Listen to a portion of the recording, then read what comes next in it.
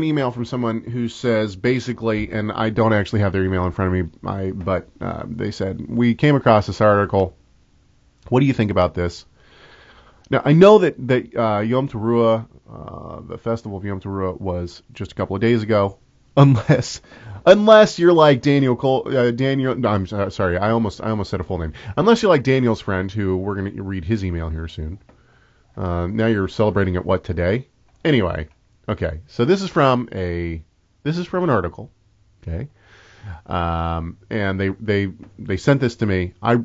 It was so hard to know what part of this article to pull. Quote, the article, by the way, is in your show notes. It's called Yom Teruah is not Rosh HaShanah. Rosh HaShanah, for those who don't know, means head of the year.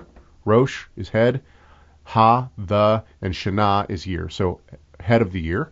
And they call it's traditionally called that because it's considered the new year. Now, many Messianics are going to cry foul and say, no, it's not the new year. We know that the new year is actually the month of Nisan, right? That's the month that Passover is in. On the 15th day of the first month, you are to observe the Passover, right?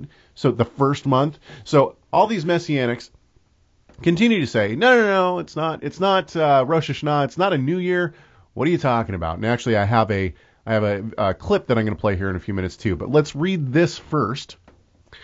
Quote, Rosh Hashanah originated in a primitive culture in which magic, myth, and incantation were familiar features of religious belief. First of all, I don't know why they set it up like this, because magic, myth, and incantation have been familiar parts of religious belief forever, even today. Yeah, right? I wish I had some kind of a sound effect for that. I don't. I'll have to Google it. Anyway, so I don't know why they say that, like, they set it up as if this time that Rosh Hashanah came about. I think they're talking about the Middle Ages too. Okay, I think that they're saying that the idea of the shift from Yom Teruah, which it's called in the Torah, to Rosh Hashanah actually came about in the Middle Ages. I.e. the rise of the Zohar, all these kind of things. Okay, so since... No, that it was way before that.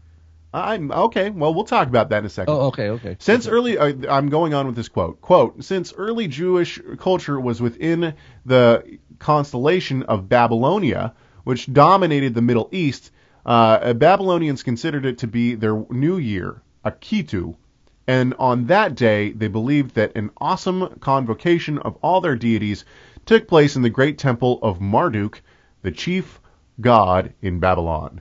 They, the gods, assembled there on every new year to renew the world and to pass judgment on human beings, and then inscribe the face of each individual for the ensuing year on a tablet of destiny.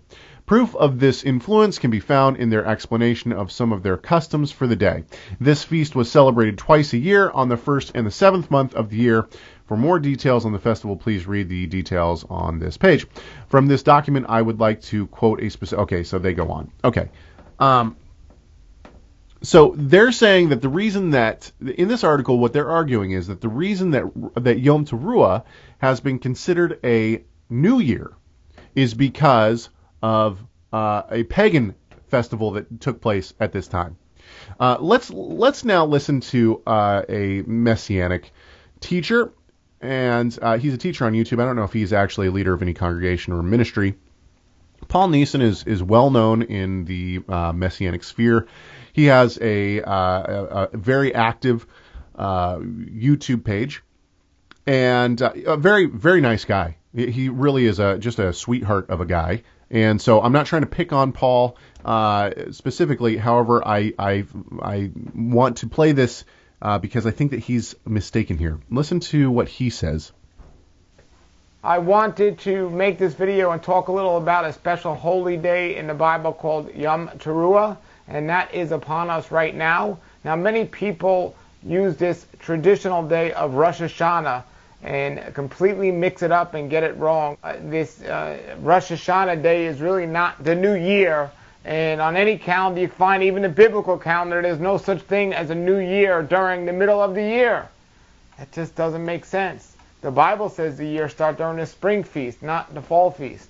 And so where did we get this true day, this holy day of Yom Teruah, which we're appointed and commanded to keep according to the scriptures? And that's for every believer in the scriptures are commanded to keep that. Agree with them Whether there. you call yourself Jewish or Christian or a follower of Yeshua or whatever, you're commanded to keep the feast days.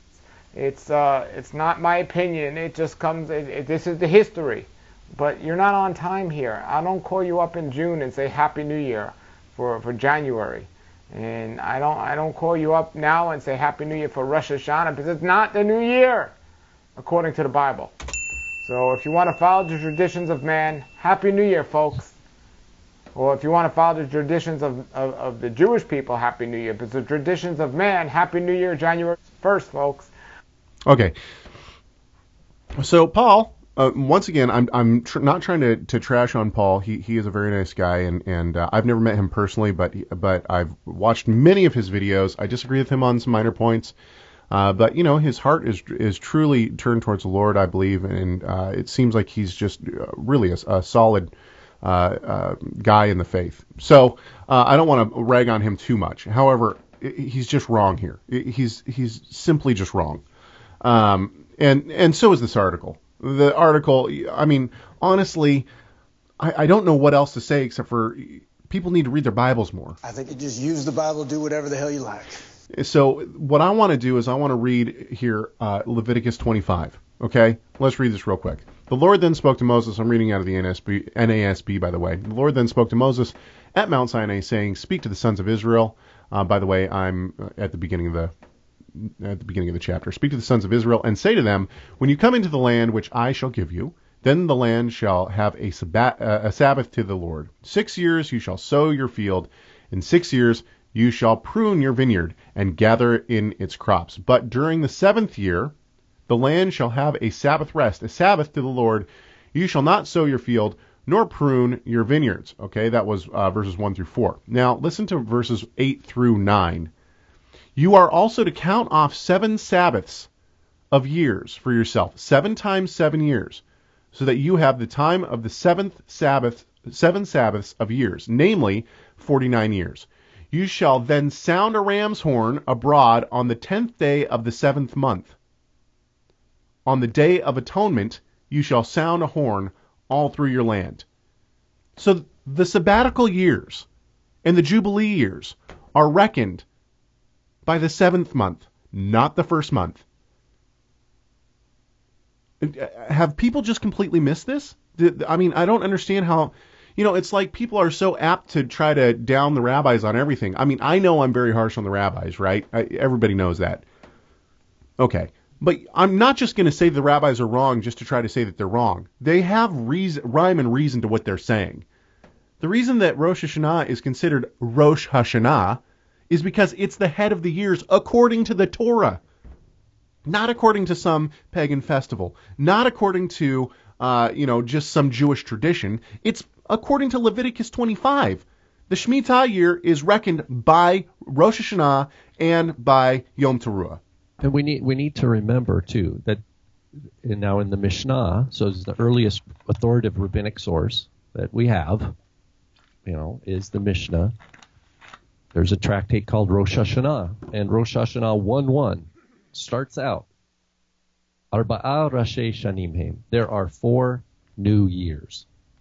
And they're right. Are they just making this up because they want to have... No, it says the first day of Nisan. It says Be'achad B'Nisan Rosh Hashanah LeMalachim Ve'la Raglayim. The first day of Nisan is the new year for kings and for the festivals. So the rabbis aren't trying to hide. They're not like trying to change people's conception that, the festivals... the new year for the festivals is somehow in the fall. That's not what they're saying. Then they go on to say, after a while, the first day of Tishrei, new year for reckoning of years, sabbatical years, and jubilees. Which the Torah tells us. Right, which is what you just pointed out. So I don't understand here's what I heard, though. The word Rosh Hashanah is not in the Bible, so we shouldn't use it. Neither is the word Bible. Uses the word Bible. Yeah, the word Bible's not in the Torah, right? It's not in the Bible. Right.